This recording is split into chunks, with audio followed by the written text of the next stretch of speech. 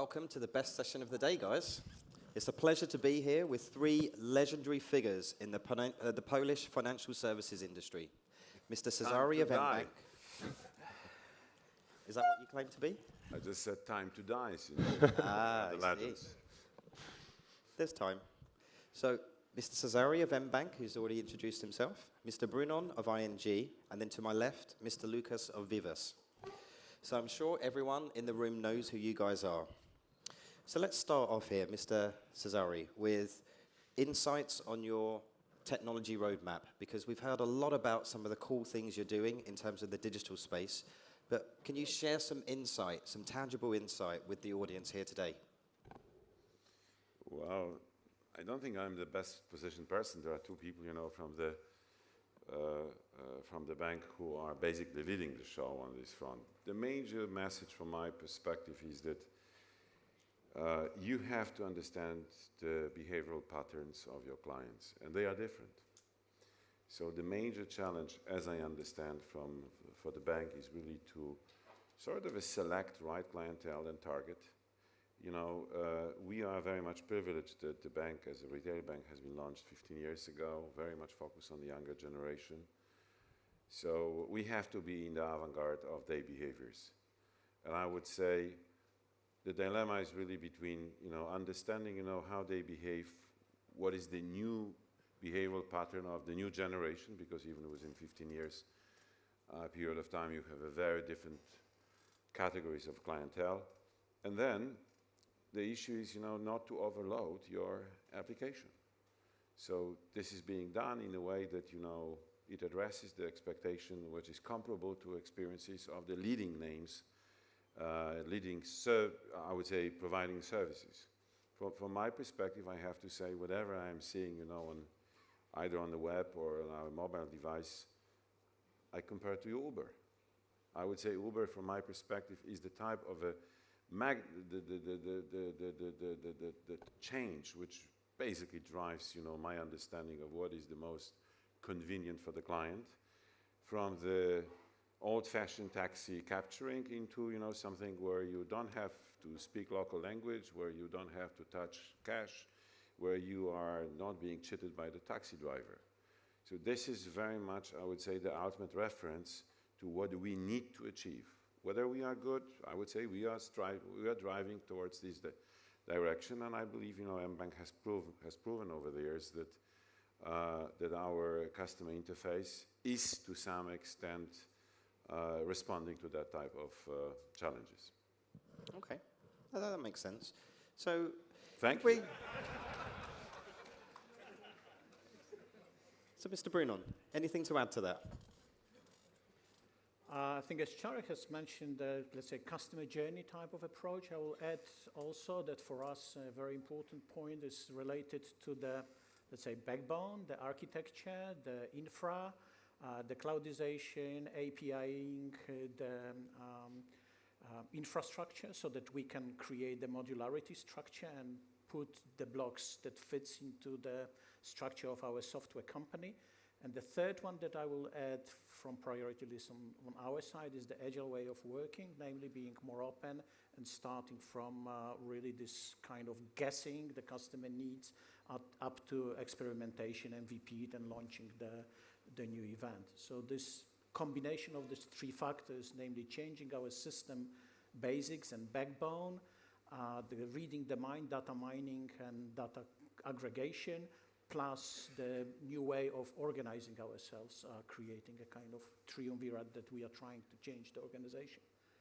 Okay. So if we pick up on APIs at the moment, because that is a real hot topic, especially with the Payment Services Directive. And so how, Mr. Loukas, are you using kind of APIs, or do you have a strategy in place? How do you see this unfolding over the coming years for your company? Our business strategy currently is to go where our customers are, which means simply global expansion. We have to accelerate because currently we are only in 18 countries, and the thing Only, yes. There are, let's say, 200, at least 200 countries that we are interested in. No, really, but the average age of our customers is 30, 31 years old, which means, that in every country, some customers, a bunch of customers are waiting for us. Not only millennials, but also customers that you are, let's say, used to using not only desktop, because desktop is becoming, let's say, obsolete technology, but, mobile technology. So we have to be there. And about your question about APIs, well, we are actually an API-based company. I think all fintech companies are API-based because you are actually connected. When I'm saying, this whole ecosystem thing that has been shown, not only in this presentation, but in 100 presentations that probably all you have seen, that this bundling of banks and all these things, which I'm not, let's say, so big fan of the word of this bundling of banks, but at the end of the day, it's actually building APIs, to connect with bank accounts, to connect with data registries, to connect, public registries, to connect with another partner, and so on. And definitely building, let's say, not only the correct technology, but let's say an invisible type of technology for the customer is improving what the gentleman here said, the customer experience. Yeah? Sure. And do you work actively with other startups? Because obviously you are 4.5 years old now. 4.5 years old. Do you work actively with other startups? Because we're seeing, N26 out of Berlin working actively with other startups. So you're seeing fintech startup and fintech startup collaborating to provide a richer experience for its consumers. And are you actively doing this? Well, you're either cooperating with other startups, which we are currently doing. Like, for instance, we are using, for instance, this conference about fintech and insurtech, and I'm sure there's going to be another next conference will be about MarTech, because MarTech, so marketing technology, is becoming, let's say, a cutting edge in the world, especially in the world, not only of the millennials, but of mobile technology, customer experience, customer centricity, and especially, I really like the word that the new, let's say, definition about customer obsession. So there was customer experience, customer centricity, and now we're in the level of customer obsession, which means that you love your customers so much that you want to be all the time there where the need appears of the customer. In order to do that, in simple words, you need the right technology. The right technology that's going to enable you, not only to predict, because obviously everybody is using propensity models, predictive models, but at the end of the day, you need the correct marketing technology that's going to allow you to present, not only to present, to predict, not only to predict, but also to offer your product at the right time, in the right moment, in the right place.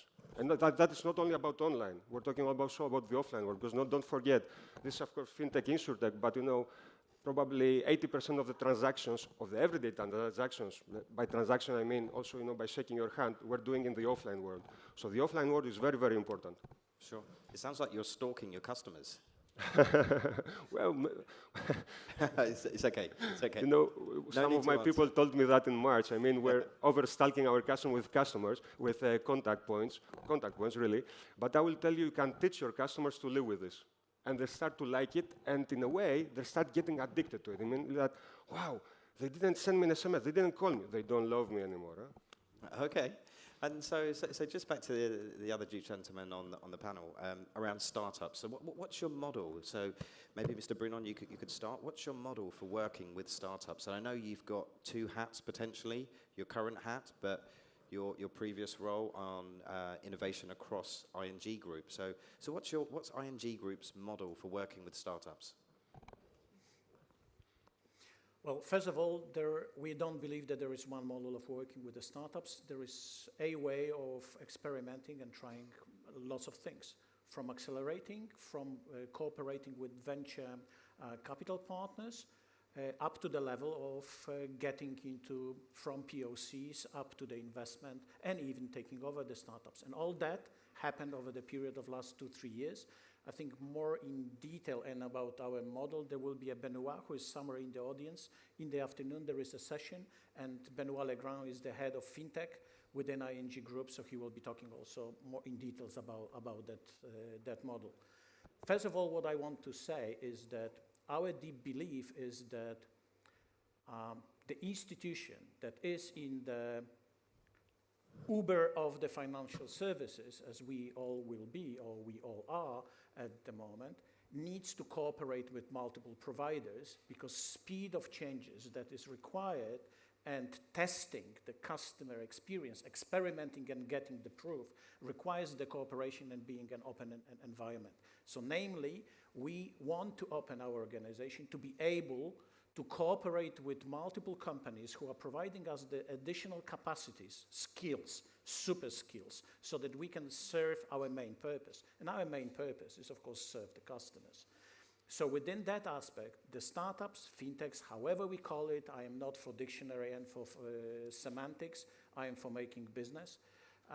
So that for me is the real term type of cooperation. If they are having something interested, I first have to have my questions and things that I am looking for. I have to have the ability to look around and find out people who can provide me with the special skills that I want. I don't want to build them myself. I want to grab them. I have the ability to identify them, grab them in whatever form, and then quickly adopt that into infra that I am operating and actually create what I'm after, namely the customers. That's a general view how we are approaching the startups. We don't think there is a hype about the startups. We don't think there is a hype about the fintechs. We understand there is a new model of operating in digital world, which is networking, open, and cooperating. And within that kind of structure, we of course want to cooperate wherever brings us the efficiency and delivering what we are after. And do you have any tangible examples of how you've worked with a startup potentially that you can share, or should we? Certainly. So if we are talking about say VCs, right? We have invested at the moment, Benoit knows better, but at least when I was with the Chino office, we have invested in 3 VCs. VC is for us the way to identify and use the VC to identify the people or the companies which we are after. If we are talking about accelerating, we are having at the moment 3 accelerators that we have created. We have created Innovation Studio in Amsterdam. We have created Fintech Village in near Brussels, actually in La Help. And we also invested in the pretty large fintech type of accelerator in Frankfurt. That will spread over multiple countries. The general way how it works, we make the normal pitching, we give the challenge to the market, we invite startups to come which can work with our internal team, so entrepreneurship, and they together, we mingle them, and then they are potentially bringing the benefit, namely, the benefit for them is that they will have a sponsor or the launching partner, being us. And for us, of course, is these superpowers that we can get from the cooperation of the companies.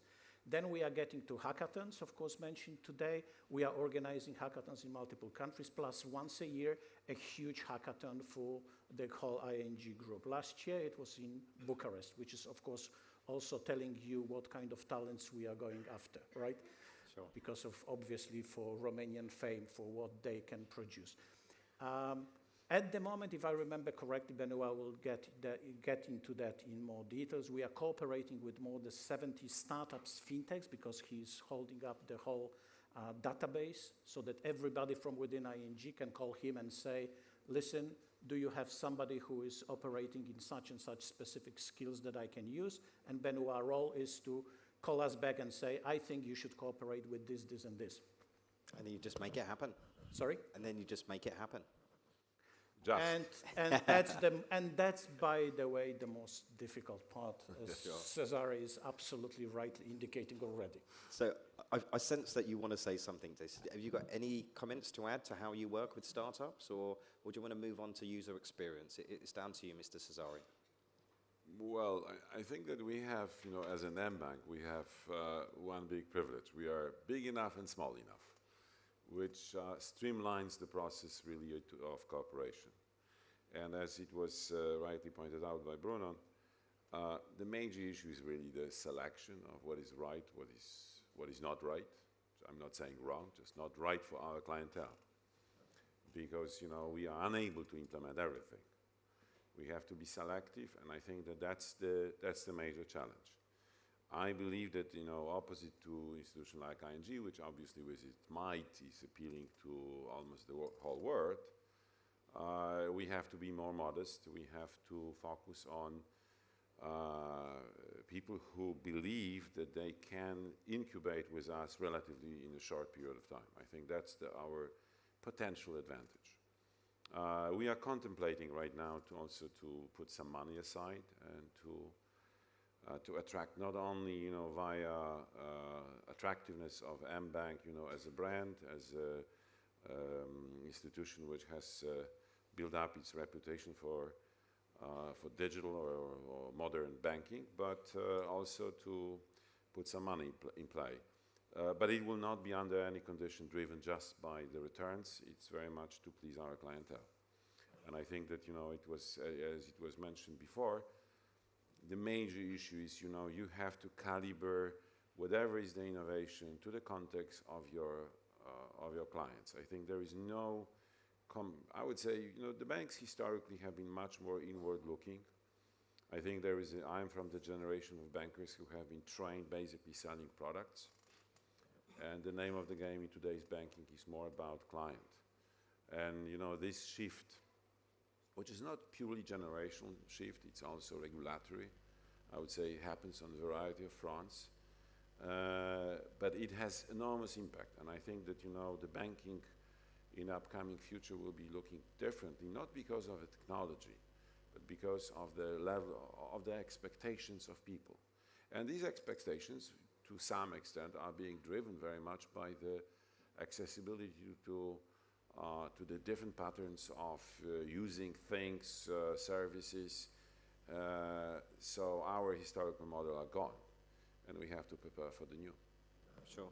So that's a nice segue into user experience. And I've noticed that of your customer base, you have roughly about a quarter that are mobile banking users. And we spoke yesterday and earlier on today about the dichotomy between creating seamless and simple experiences versus functionality.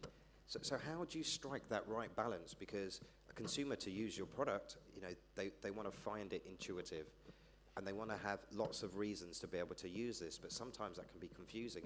And how are you coming to grips with this, Mr. Cezary?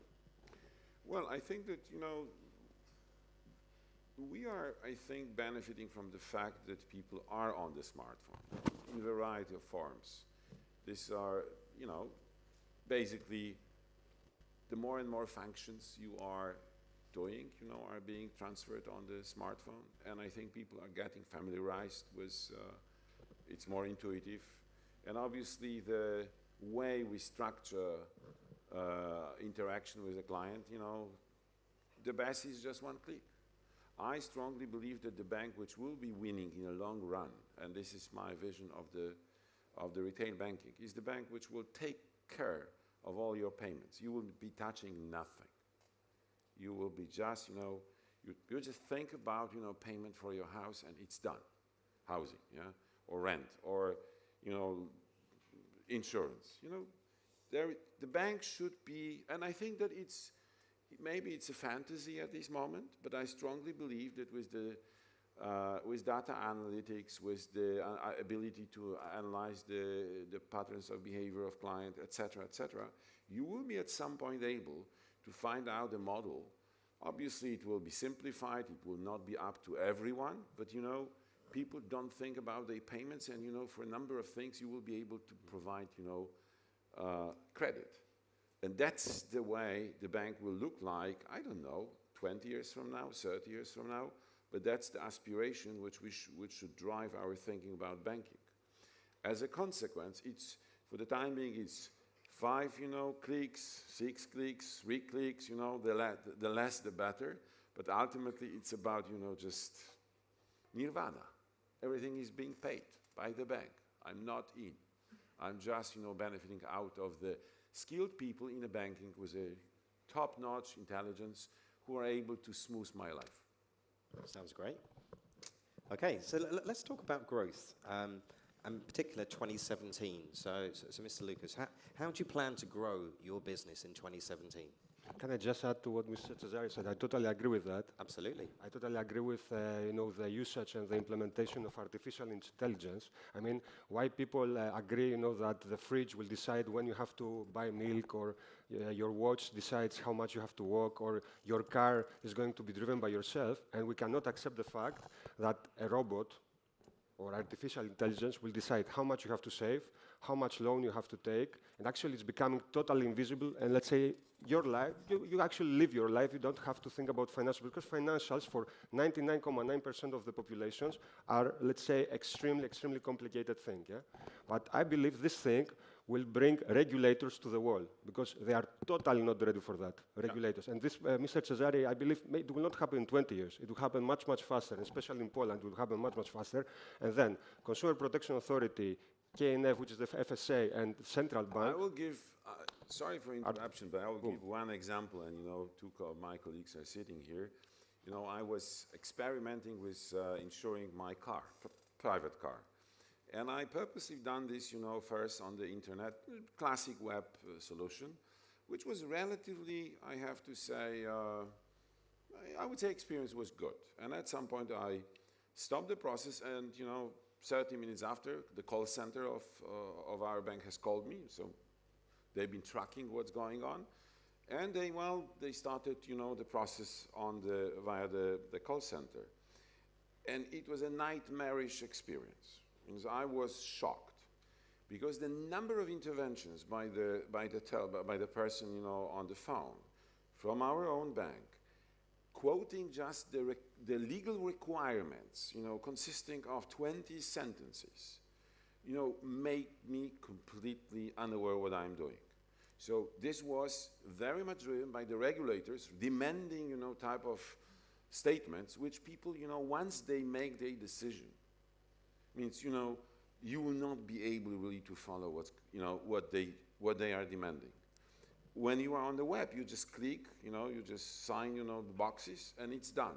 It's much clearer for the customer to do.